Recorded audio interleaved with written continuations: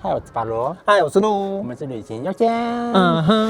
看我們的後面就知道我們現在在哪裡了。我們現在在清景澤。對，這一集是清景澤篇。我們剛從草津搭巴士過來。這一集呢，我們會教大家怎麼從草津搭車過來清景澤。然後我們在來清景澤的路上，我們的行程就已經開始了。我們有先去了白絲瀑布、三立 Hotel 吃好吃的下午茶。我們在清景澤住的飯店呢，是一家非常有歷史的飯店，而且非常豪華的飯店。对，這家飯店非常的厲害。晚餐呢，我們還吃了清景澤最有名的川上安蕎麥麵。隔天呢，我們又到處晃晃，騎了自行車去了很多的地方，而且很多地方啊，別人都沒有介紹過哦，是第一次有旅行優先特別介紹呢。哦，在清景澤騎自行車真的是非常的舒服。在回去東京之前呢，還會帶大家去逛清景澤王子購物廣場。最後我們還會開箱木村拓哉最愛的麵包店。真的今天的影片非常的精彩哦。對，不管你是清景澤小白，或者是清景澤老手，都非常值得收看哦。節目很精彩哦，一定要看完哦。那如果喜歡我們的影片呢，記得幫我們按讚、訂閱、加開小鈴鐺，也不要忘記分享給你喜歡日本旅遊的朋友哦。那如果覺得我們影片不錯的話，也可以給我們超級感謝，抖內我們哦。影片下方的資訊欄呢，還有旅行優先專屬的 Pico Camera 的優惠券哦，最高有17%的優惠哦，記得下載來使用哦。那就跟着我們一起開始清景澤之旅吧 ，Go Go！ 走り出せそのままで眩しい空の果てこの鼓動を連れて行け Travel first 駆け抜けて Travel first 風を受けて Travel first 新しい day Travel first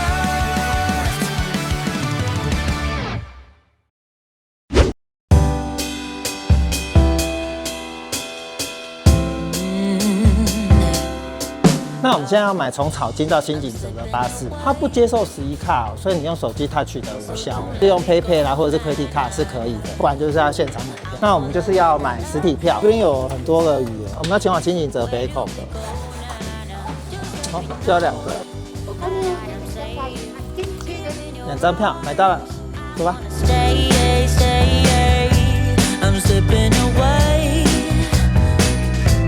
现在要搭車啊，從草津前往清景澤。不過在到達清景澤車站的前面一點點呢，有一個景點我們要下去看，那個叫做白絲瀑布，不是白痴瀑布，是白絲瀑布。所以我們的整個清景澤的行程啊，就從白絲瀑布開始。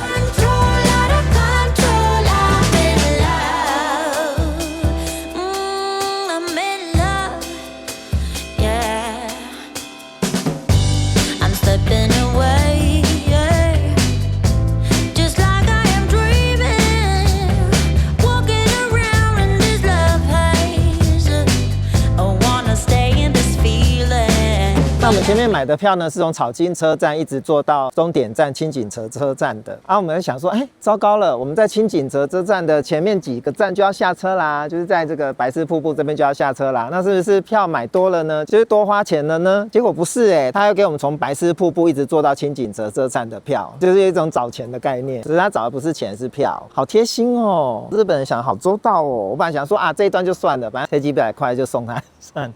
結果還是可以這樣子太厲害了。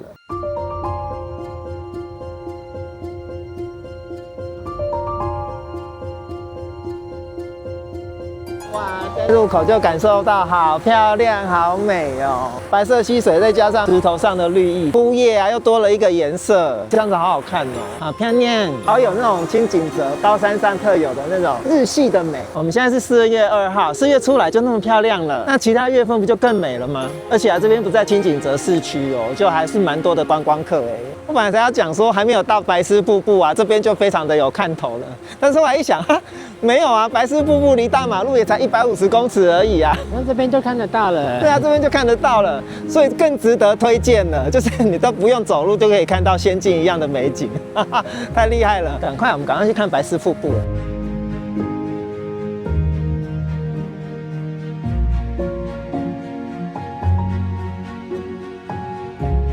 哇，終於看到白絲瀑布本瀑了。剛剛前面看到的都不是白絲瀑布哦，這一大片瀑布牆，這個才是白絲瀑布本瀑哦。有看過萬博的台灣館，對不對？它不是會有一大片的瀑布牆嗎？這有點就是像那種感覺哎，而且拍照拍起來很好看哦，你看有嗎？不同季節來，它就有不一樣的水量哦。我覺得其他的季節搞不好水量會更澎湃、更好看呢。小伙伴們如果有來到清景澤，一定要把白絲瀑布列入行程裡面哦。那我們趕快我們現在要去趕公車了，走。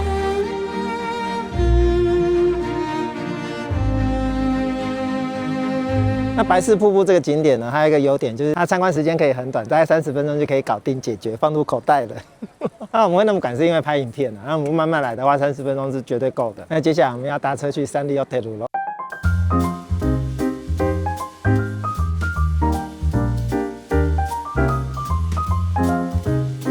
好了，我們現在來到的呢是距離剛剛白絲瀑布大概10幾分鐘車程的舊三立飯店，舊三立 Hotel。它是在2025年的10月啊，才整修之後重新開幕的，所以算是非常新的景點。目前呢還沒有人介紹過，只有旅行優先介紹過。那我們現在就去裡面吃飯喝下午茶吧，走。這邊有寫一些你不可以做的事情哦，例如說禁止在這邊放火之類的。真的啊，這樣寫啊。這個 hotel 呢非常的厲害，它是日本人設計建築的純木造式的西洋式飯店哦，大概是在明治時期建造的，然後在1906年的時候呢開始營業，被列為是國家的重要文化財之一哦。它也常常被叫做是清景澤的鹿鳴館哦。呼吸中都是木頭的味道。然後今天真的天氣好好哦，藍天白雲的，再配上這個舊三立飯店，真的是賞心悅目。它的整個外觀呢，非常適合清景澤這邊的氛圍，真的是超美的。對於喜歡打卡發完美照的小旅伴們來說，這是最適合的地方了。舊三立飯店呢，一個最大的特徵呢，就是那個八角形的塔樓。這個八角形的塔樓呢，讓整個設計呢比較西洋式建築的感覺。然後如果我們從正面看這棟建築的話，它並不是左右對稱型的設計，它是左右不对稱的。這個跟以往的美術風格講求左右對稱啊，非常的不一樣。然後像那個窗框啊，它這種粗框線條的幾何圖案的玻璃窗設計啊，也是非常的有西洋建築風格的味道。哎，看那個屋檐的下方有沒有那種彎曲的啊，有一個向內彎或向外彎那種支撐的那種木架啊，也是非常的特別。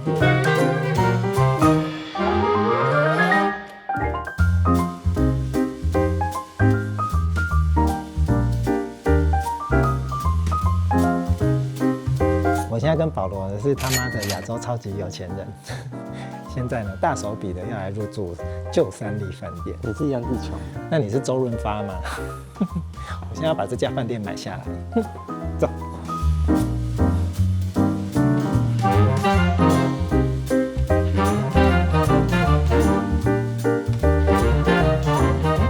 旅行優先有來住過哎，你看這裡，那也是活了幾百年了。我們當年有來做過，我們是穿越時空回來介紹給你們的，還做了2次，哎，夠了哦。光這個大廳我們就拍了快1個小時。接下來還有什麼？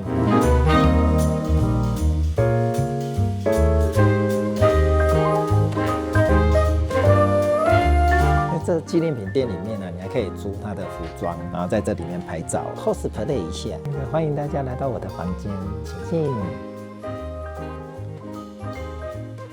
那是我的床啊，然後行李還沒整理。早上在這個地方吃早餐，然後看風景是最棒的。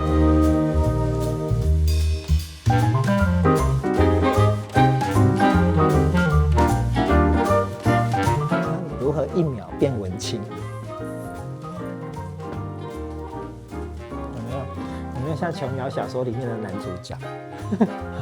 不過那時候應該是翻着書才對，哪來的手機啊？對啊，應該買哪隻股票好呢？台積電已經買了10幾隻了，人家才不會寫這個。有嗎？這樣拍起來有那個感覺嗎？哎，你來看芭比的廁所，芭比在用的廁所，好粉哦，好粉哦！你想象所有的芭比啊，然後3個芭比就這樣打開門，芭比上完廁所大便完出來跟你說早安，嗨。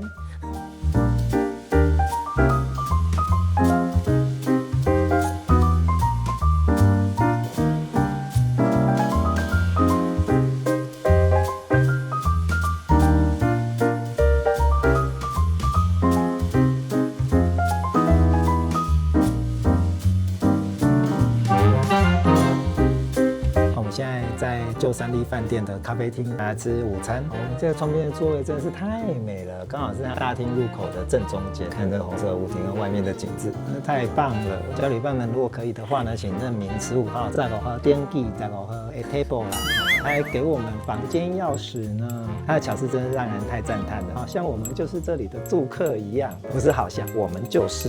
你等一下把飯店買下來。他們主餐點的是它的牛肉咖喱飯，它这個牛肉咖喱飯呢，一天呢就限量30份而已哦，先搶先贏哦。所以小旅伴來一定要點這個牛肉咖喱飯哦，牛肉分量還蠻不少的呢。哇，我把它刮一下好了。台灣人節儉真美，我們點太多了擺不下，還搬了一張桌子過來。哦，是怎樣？陽光灑在牛肉咖喱上面，會有像金箔一樣的光澤在上面，像撒上金粉一樣。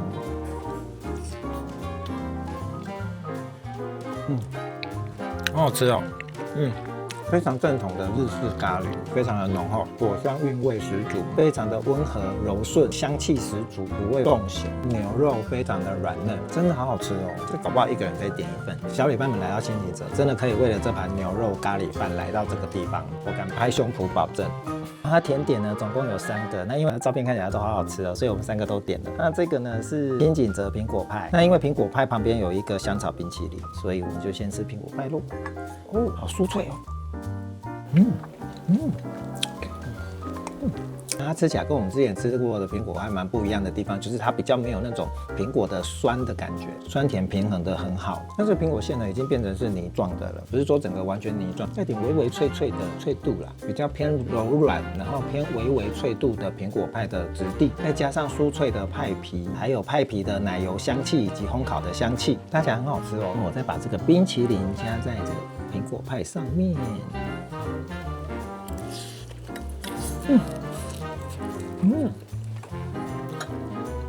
發現完美的吃法了。它本來蘋果派是80分，加上冰淇淋之後，直接衝到120分，好吃，太棒了。這個呢是馬德蓮起司漢堡，我覺得它這邊的可食用的花卉點綴的效果很漂亮。它馬德蓮好大塊哦，大塊的馬德蓮加上起司。好。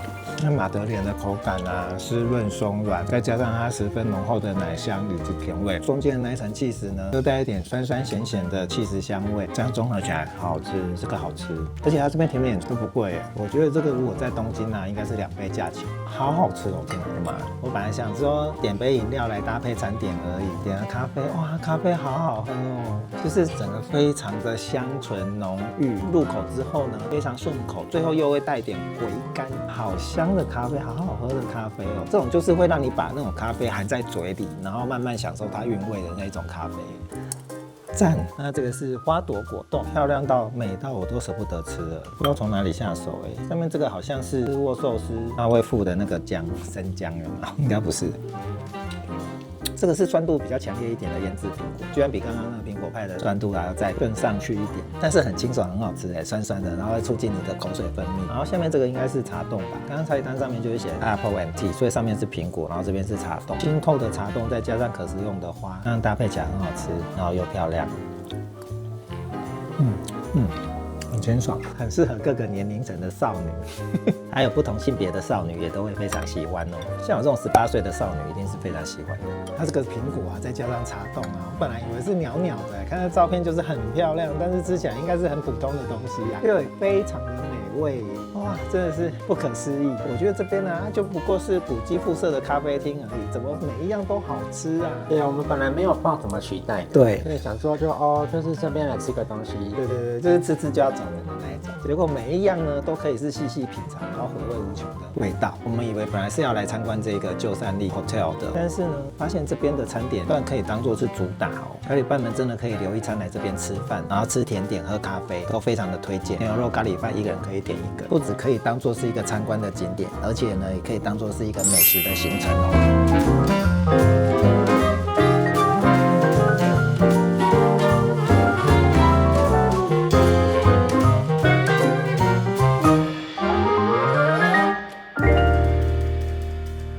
耶！我們抵達舊千禧澤了。來這邊的原因呢，是因為我們晚上就要住在這附近，那所以我們先去放行李，接下來就可以開始我們千禧澤市區裡面的行程嘍。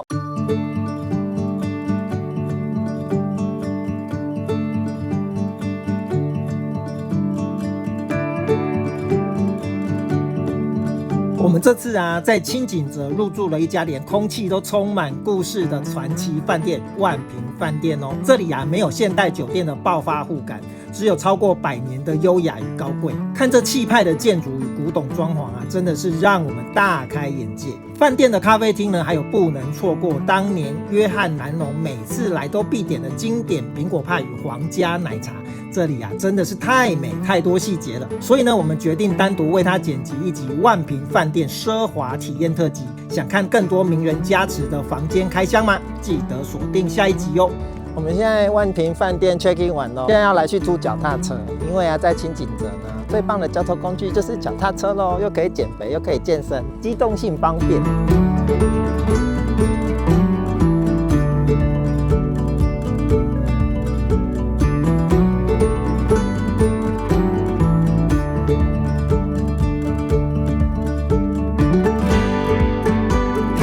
那我们现在要去租脚踏車的地方呢，就在清景澤車站的對面，它名字叫做白貓。那這家店呢，其實蠻多台灣人都喜歡在這邊租腳踏車，我不知道為什麼，所以我們就決定也在這邊租吧。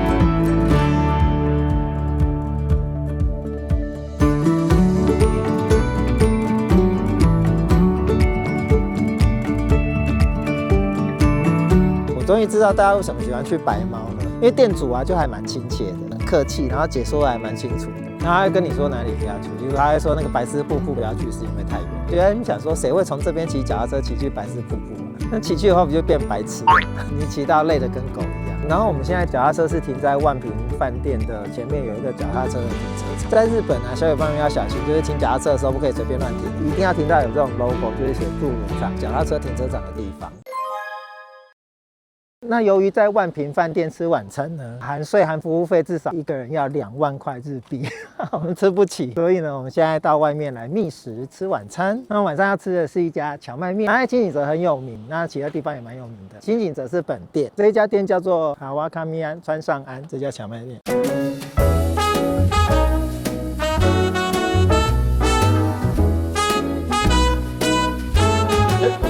我這家川上安呢，因為是蕎麥麵專賣店，所以它很多道菜啊都有蕎麥的元素在裡面，麥子的元素在裡面。我們一進來啊，就先點了喝的，這個是 local beer， 然後點的這杯是蕎麥茶的 highball，好喝好喝，很香。它是沒有甜味的，就是 whisky 泡蕎麥茶，但是很香。我覺得它 whisky 用的應該還蠻不錯的，是蠻好喝的 whisky， 喝得出 whisky 的香氣，淡淡的蕎麥茶的香氣。這個是當地的啤酒，叫做尤娜尤娜。哦，好喝，这個好喝哎，它有點像是法國的那個171多少的，在嘴巴中散發出來水果的香氣，然後還有麥香，很清爽，水果香氣跟麥香很搭，平衡的不錯，好喝好喝。這個牌子我們記起來，記一下，下次可以買來喝。然後它有附上小菜，不過我想這個小菜應該不是免費的。這應該是 otoshi， 就居酒屋一入座，它就會先附上要收費的小菜。這個是魚板夾着小黃瓜，它有附上醬油，要加一點 wasabi。好吃哎！你沒想到魚板夾小黃瓜這樣也蠻好吃的，大家可以學起來。魚板很容易買到吧，對不對？小黃瓜很容易買到，然後都不用煮，好吃，可以這樣子吃。接下來我要吃的這一道啊，就是炸豆腐。那它其實是用信州產的大豆製成的豆腐，然後油炸之後呢，還經過炭燒、炭烤過。這道菜剛上的時候啊，還沒有吃，我就聞到了一股很濃郁的豆香味，好香好香哦！用一點 wasabi， 沾一點日式的醬油。不用說外層的麵衣呢，就是酥酥的，然後又非常的薄，非常的清脆。它裡面的豆腐呢，不是那一種板豆腐的口感，而是那種很滑嫩的，嘴巴一抿就化掉的那種豆腐的口感。它的豆香味好香，好香，好香哦！做胖啊！我來看一下這個炸豆腐多少錢？750塊日幣，含稅的話是825、826。哦，這一盤要160，不 shock。只好吃一盤就好了。我如果想說，如果便宜的話呢，多叫個幾盤。好，接下來兩個一起上的啊，這一道呢是炭烤雞皮，刷上它特製的醬油，然後另外一道呢是鮮蝦蘆筍春卷。那這兩道都是要趕快吃，避免涼掉的餐點，對吧？趕快吃嘍！我反而覺得這道菜 CP 值比較高，因為它只要260塊台幣，有蘆筍，然後又有滿滿的蝦肉，很好吃啊，就不用講就是知道很好吃。蝦肉蠻新鮮的，吃起來就是有鮮甜有彈牙。接下來吃的是這個炭烤雞皮，日本的雞皮又可以用的那麼大片。好好吃哦，感覺可以再叫一盤，而且它蠻便宜的，700多塊日幣而已，又酥又香又好吃，一點都不油膩，它的調味調得也不錯。還有菜單上面有寫，它所有的蕎麥麵都可以做半份的，所以我們點了2種蕎麥麵都是做半份的。第一個呢是熱的，热的話这個是鴨肉蕎麥麵，半份其實分量也不小，先吃一口鴨肉好了。鴨肉真的是有夠厚實的啦，鴨肉香很香，帶有鴨皮，然後有看到炙燒過的痕跡，它用焦香的皮把它鴨肉的味道逼出來，鴨肉很扎實，硬度適中，很好咬，它咀嚼起來鴨肉香蠻濃郁的。來吃一口蕎麥麵，哦。它的湯汁蠻濃郁的哦，所以蕎麥麵本身呢就包覆了那個湯汁的味道，八富力食譜吃起來呢，然後蕎麥很香咀嚼起來很香，不愧是蕎麥麵的專門店，好吃。這湯是可以喝的嗎？好喝，湯的味道十足，充滿了鴨肉的香氣，它整個調味鹹香夠味，不死鹹，配上鮮甜清脆的大蔥，更好吃哎，這個麵好吃好吃。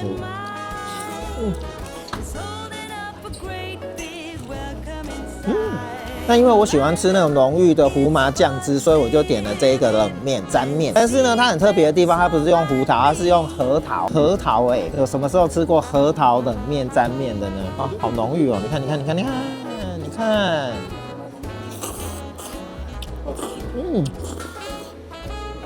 核桃好香哦，真的是全部都是核桃的香气。它核桃用的下夠本哦，它这個蕎麥麵有冰鎮過，所以更加的 Q 彈。然後真的它的蕎麥麵做得很好，滿嘴都是麥香，蕎麥的香氣，很棒啊！所以很大推這個核桃醬汁的蕎麥沾麵冷麵。雖然外面天氣大概是體感是0度C，但是這一個呢真的是蠻溫暖我的心的，我覺得很好吃。它這2款蕎麥麵都非常好吃，所以小夥伴如果在清景澤沒吃到，在其他地方有看到這一家蕎麥麵店的話，我覺得可以列入你的行程清單之中哦。那服務生看你的蕎麥麵快吃完的時候啊，他就會端來1壺的高湯，把湯倒到你的湯碗裡面，然後再加入它的高湯，這樣就有熱騰騰的美味的湯可以喝了耶！太棒了，太棒了！那這個鴨肉湯汁真的是好好喝哦。不管是你的熱蕎麥麵的湯，或者是你的核桃蘸醬，都可以這樣子如法炮製，而且這個湯汁又不會浪費掉，一碗麵有雙重的享受，太棒了！小旅伴們早安哦嗨喲！現在是早上的7點鐘，我們要來去雲場池。雲場池是清景澤有名的景點之一。不要去那種什麼池啊、什麼河、什麼湖啊、什麼海的啊，通常都要早一點去，這樣才會漂亮。對，像我們上次去游步院的時候，去金陵湖也是一大早去，一大早是最漂亮。那我們现在要去騎昨天租的自行車去，車程大概15分鐘，好嗎？好吧。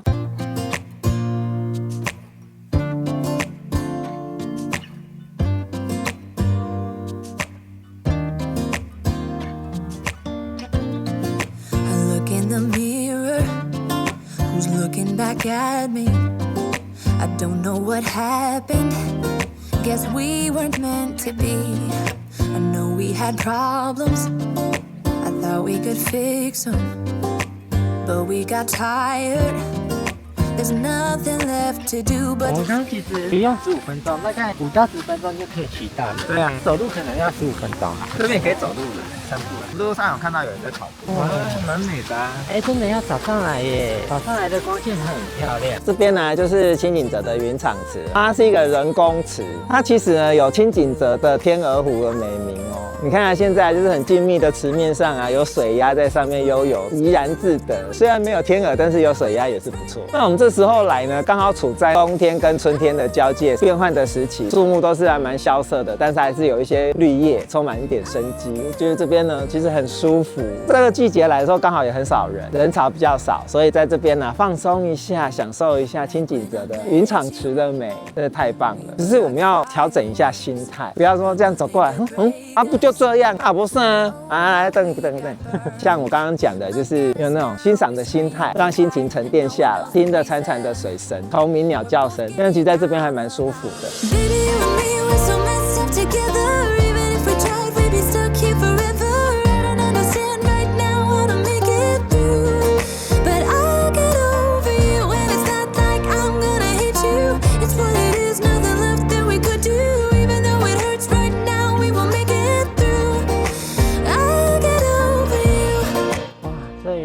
真的是太漂亮。別的時間我們不知道啦，但是我們早上7點多這個時間來，真的是超漂亮的。可以一大清早來，或者是下午黃昏的時候、傍晚的时候来，应该是都会不錯了。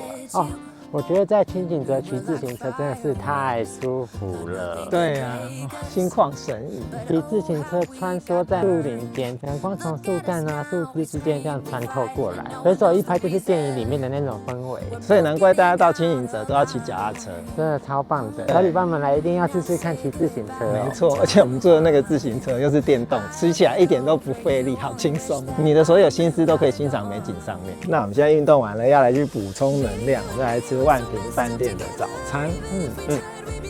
坐在大片落地窗前啊，看着清晨光影灑落在日式的庭院中，一邊享受着味道一流、精緻如藝術品的早餐，真的是太陶醉了。這裡呢，不只是餐點厲害，服務人員6星級的優雅儀態啊，才真的是頂級的奢華。關於這場夢幻早餐的完整體驗呢，我們也會放在萬平飯店的獨立特輯裡，大家千萬別錯過嘍。我們現在從萬平飯店 check out 了。中午的話呢，我們現在要去一家古蹟咖啡廳吃飯。那這家店呢叫做良知音，良の音，不是卡到音。哦，你看這個背景好漂亮哦！清景澤的魅力就是在這裡，路邊呢就一堆別墅，有沒有？因為清景澤就是避暑天堂。這是我們的第一次來清景澤，非常的喜歡。台灣人蠻喜歡在暑假的時候帶小朋友來嘛，暑假的時候來又超級無敵熱，酷熱無比。所以如果你安排了一個幾天的時間在清景澤這裡的話，我們也可以像日本人一樣來這邊避暑，來這邊度假，又舒服又放鬆。它的氛圍又跟東京完全的不一樣。我們剛剛不是看到一個良知音的標牌嗎？從這個巷子走進來之後呢，要在這個路口左轉啊。這邊呢，良知音。哦，現在距離還那麼遠，還沒有看到良知音，現在就聞到了一股咖啡香，濃郁的咖啡香，好香哦！哇，好香哦！到了。I will be the last to leave. I won't say a word, just let you breathe. 一路上我们不是看到很多別墅嗎？那些都是有錢人家的避暑別墅啊，我們都沒有辦法進去啊。那這個良知音呢，就是像那些別墅一樣，只不過我們可以走進來，在這裡面吃飯喝咖啡。它其實是一棟登陸日本有形文化財，將近快要100年歷史的建築哦，非常厲害。外表看起來啊，非常的文青，非常的清景澤的感覺。室內呢，還有一個傳統的壁爐，真的是燒木材的哦，它不是一個螢幕，然後播放着壁爐的 YouTube 哦。天氣冷也不怕，坐在這邊非常的暖和，在這裡面吃飯就融入整個清景澤的別墅文化當中一樣，所以一定要來這邊體驗一下清景澤特有的別墅文化。在這邊的座位最好的啊，就是我身後的那個位置。那這個位置呢，它可以從那個大片的窗戶看出去，邊喝咖啡啊，邊看窗外的樹林的美景啊，非常的愜意，很舒服。有機會的小旅伴可以坐那個位置，我很想要坐，但是沒有坐到。除了室內的用餐區以外啊，如果天氣不錯的話，小旅伴們也可以選擇室外的位置，在整個樹林裡面用餐啊，氣氛真的很棒。邊吸收貝多芬，然後邊吃貝多芬哦，不對，邊吸收芬多精，在邊吃着美味的餐點，一定很享受。貝多芬命運交響曲，噔噔噔噔。我們點了一個海鮮意大利麵套餐，大概400塊台幣左右，好豐富哦！它是一整套的哦，它有包含有吐司、麵包、意式生火腿沙拉，然後還有南瓜濃湯，看起來就好好吃哦。這樣只要400多塊台幣，好便宜哦！現在吃一下這個吐司蘸南瓜濃湯。好好吃哦，吐司很鬆軟，然後南瓜濃湯呢很綿密又濃稠，好好吃哦，味道很棒哎，南瓜香氣、奶油香氣很突出，好吃。蔬菜好清脆爽口，有醋醬，酸酸甜甜的，很好吃。這個價錢的副餐居然還有火腿沙拉，CP 值還蠻高，CP 值很高啊，所以我才說這邊很划算。這邊還用生火腿沙拉，至少包外面一盤就要100多塊。所以它這些前菜啊、沙拉湯這些味道都很不錯，很好吃。這個海鮮意大利麵呢，還有一個很大的大干貝，還有2隻很肥美的蝦子。它的麵條呢，採用的是寬扁面的麵條。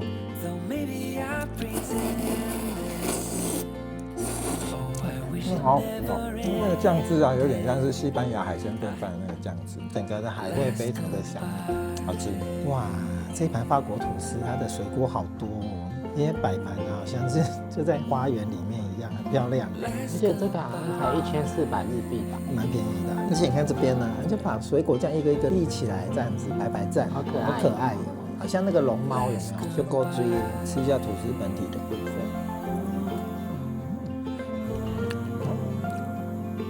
它吐司本身不会很甜膩，但是很香，質地柔軟又有弹性，咀嚼起來它那個奶香一直散發出來，然後又不會這樣頂不這樣，不會太甜，很好吃哎。這個法式吐司在浸泡蛋液的時候，那個蛋液裡面一定有加上起司，所以它這個整個法式吐司跟其他家的不一樣的地方，就是它會多了一股起司的濃郁的香味，跟奶香蛋香結合起來，真的是蠻特別的，而且又很好吃。上面有一顆大顆的草莓，它是冷凍過的，冰冰涼涼的。那草莓切開之後啊，裡面別有洞天。它挖了中空以後呢，裡面填入了大量的煉乳，所以直接這樣吃起來好好吃哦。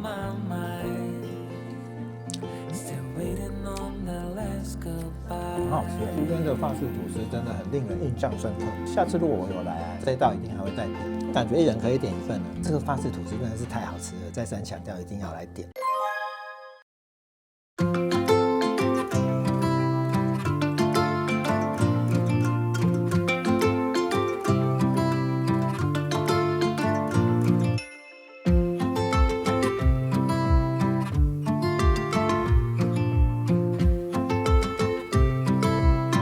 现在骑的自行車啊，從舊清景澤，然後要前往新野區，然後路上啊就經過了這一家 Truffle Bakery。這一家呢就是木村拓哉他最喜歡的有一款麵包，白松露鹽麵包，就是在這一家裡面，就是他賣的。哦，那麼厲害。對，然後經過本來完全沒有規劃要來這一家的。那你吃了會變成木村拓哉嗎？我會變成木村的桃哉。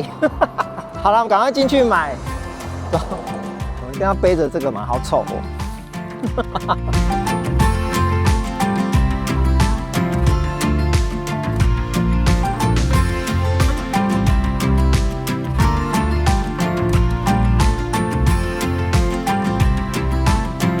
到了，想買的都買到了，不想買的也買到了。這個如果是在東京拿，應該是買不到，或者是人潮很多要排隊之類的。我們這邊輕輕鬆鬆就買了一大袋，500塊台幣，剛好晚上的時候搭車回東京可以吃。影片最後啊會在新幹線上開箱哦，要看到最後哦。好，我們現在趕快繼續趕路。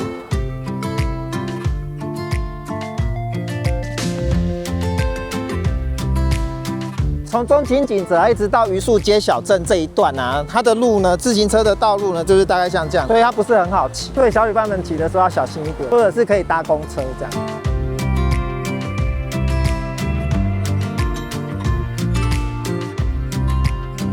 我們騎了30分鐘的自行車，終於來到這邊了。新野區的榆樹街小鎮，Terrace House雙層公寓裡面有出現，是不是裡面一個主角在這邊打工？對，好像是，對啊，忘記了，因為有點久了。這個就好像是在樹林中、森林中開了一間 shopping mall 的感覺，然後有吃的、有買的、有逛，然後悠閒的在森林中這樣漫遊。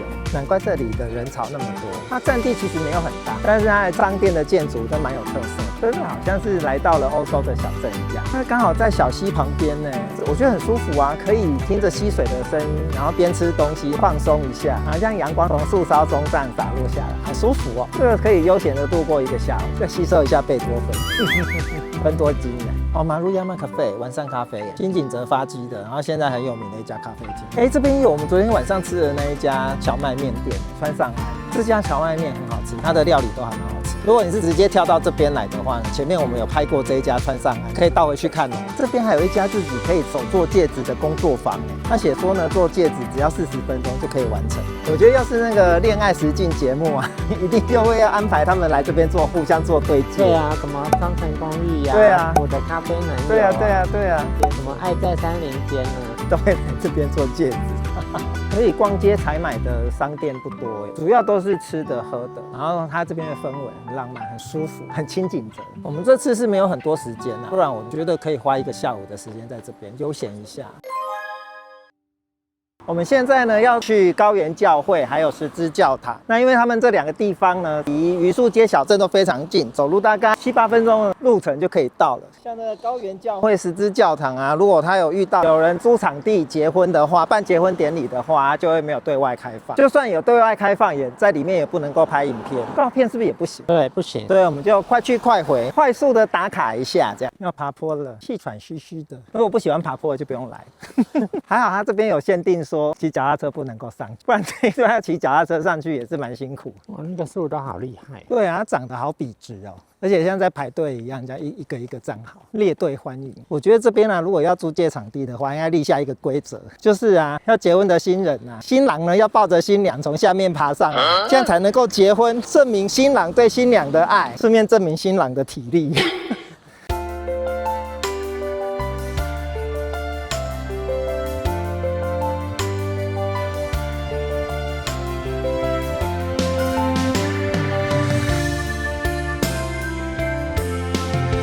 後面呢就是高原教會的教堂，裡面是不可以拍照的，但是我可以跟小伙伴們說，裡面真的很漂亮。你外面看到覺得多漂亮，裡面就是更漂亮。就連我不是基督教，我覺得我如果要結婚的話，我也會想要在這裡面辦結婚。你沒辦法結婚了，因為你那個坡爬不上來。哎呦，我不是爬上來了嗎？你要靠人呢。我會努力的，我會加油。那我們現在來去十字教堂看一下，走。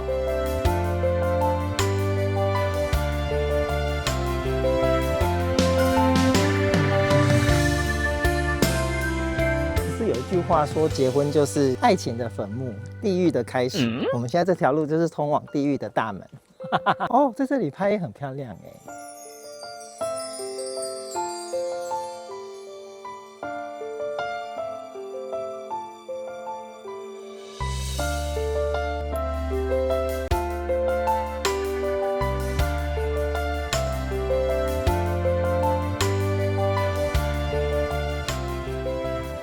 我心中的激動，想要趕快跟小伙伴們分享一下。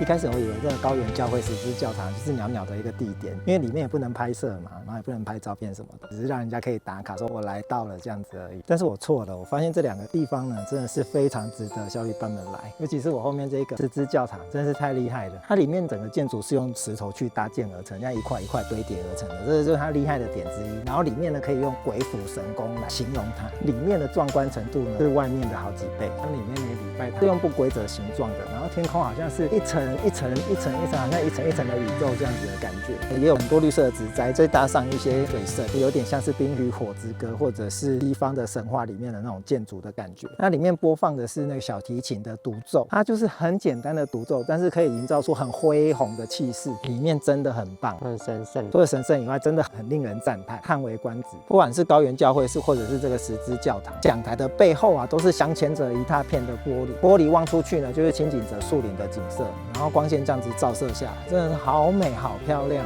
那種燈光真的是不知道該怎麼形容。總之呢，這邊一定要列入你清景澤的行程之一。要不是趕時間，我會在裡面待個1個小時，靜靜的感受那個整個氣勢，然後讓自己內心的激盪平息下來。這樣裡面真的很棒，很值得來。小伙伴們如果來清景澤，一定要來這邊。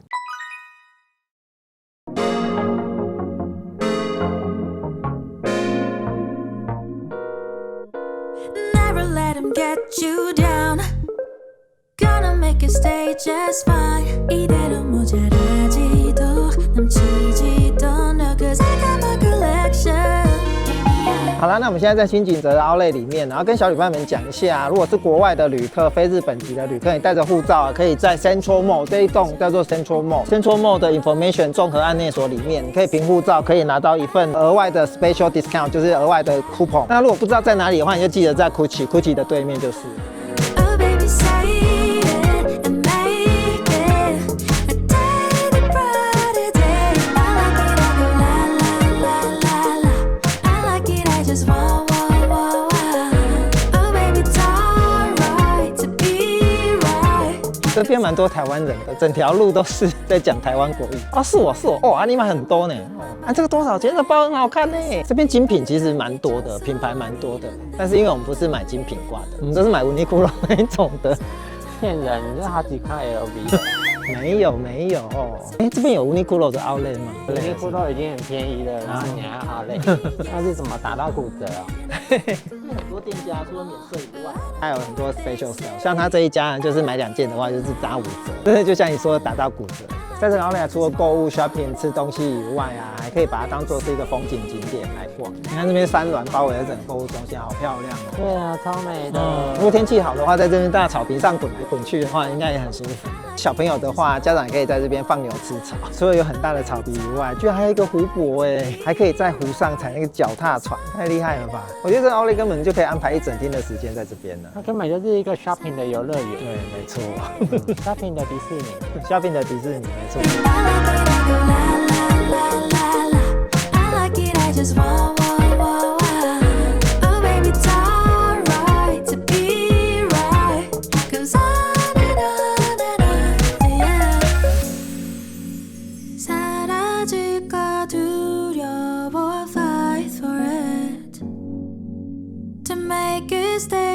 我給你看一個戰利品，這一件潮牌的羽絨衣，超便宜的。我跟你說，小夥伴給你們5秒鐘猜猜看多少錢？台幣，用台幣換算的話，羽絨衣哦，而且是這個牌子的哦。5、4、3、2、1，保羅，你覺得多少錢？3000多，3000多，沒有，再便宜。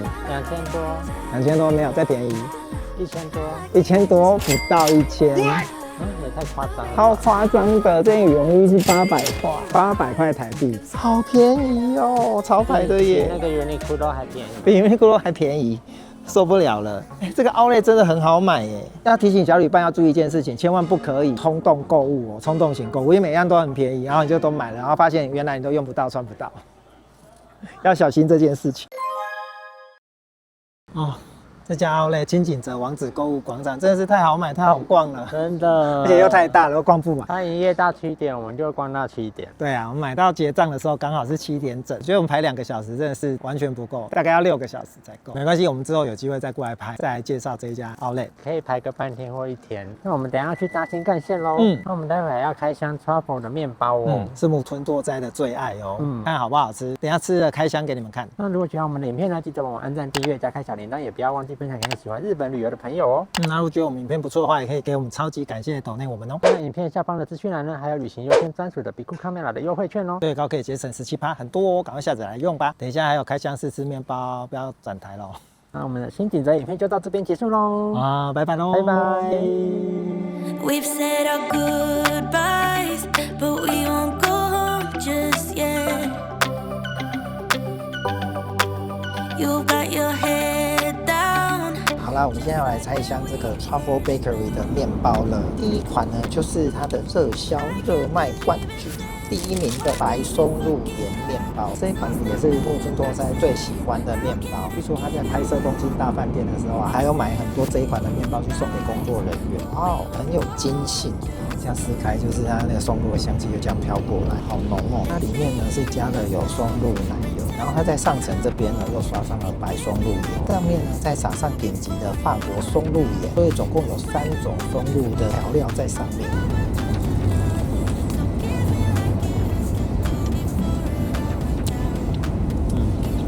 奶油鹽麵包啊，其實在台灣就很常看到，表示台灣人都很喜歡吃這一款，但是不是每家都做的好吃。撇開松露不說，這一款呢真的是非常好吃的奶油鹽麵包。它咬下去呢，外層是有點酥酥的，充滿松露油的香气，裡面呢又非常的有筋性、有嚼勁，咀嚼起來外酥內 Q 軟香，很好吃哎。然後加了那麼多的松露的調料，整個都是松露味，香氣十足，這個很好吃。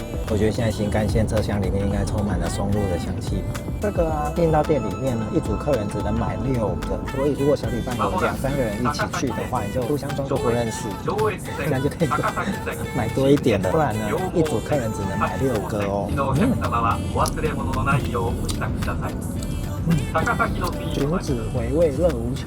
我喜歡吃麵包，我就覺得很好吃哈，它可以當做是一道美食來吃了。剛剛吃過白松露了，接下來吃的這一款也是它的熱賣 No.2，就是黑松露雞蛋沙拉3明治。吃的時候要注意它是冷藏的哦。剛剛是白松露，這款是黑松露。這個是冷的，它的松露味沒有飄出來，但是這樣聞，超級香，超級香，好香的松露味。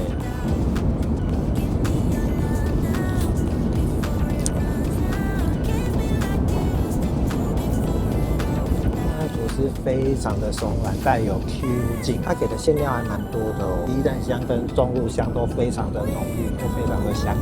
2個互相在爭奪誰是最香的那一個，好好吃哦。這個1、2名真的都好好吃哦。以上呢就是這一家店的第1名跟第2名熱賣商品，我覺得很好吃。